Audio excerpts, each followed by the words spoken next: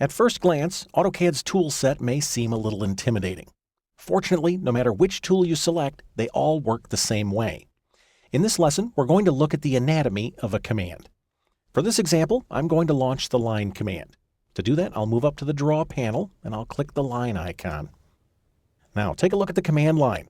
This is where AutoCAD speaks to us and tells us what it needs to complete the selected command.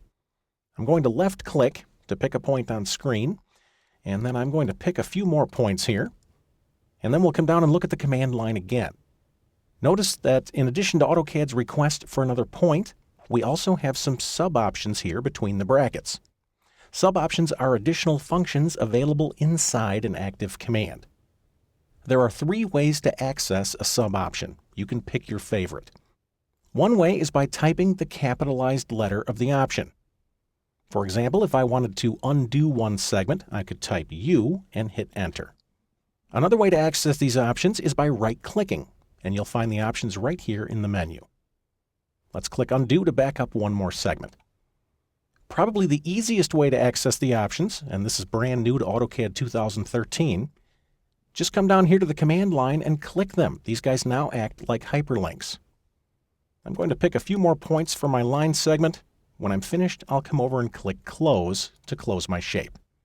Now let's say I'd like to draw another line. If I press the space bar or tap the Enter key, AutoCAD will relaunch the previous command. This can be a little quicker than moving back up and clicking the icon. Let me work on another line segment here.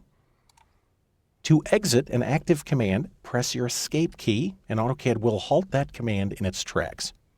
Every AutoCAD command is going to work in a similar fashion.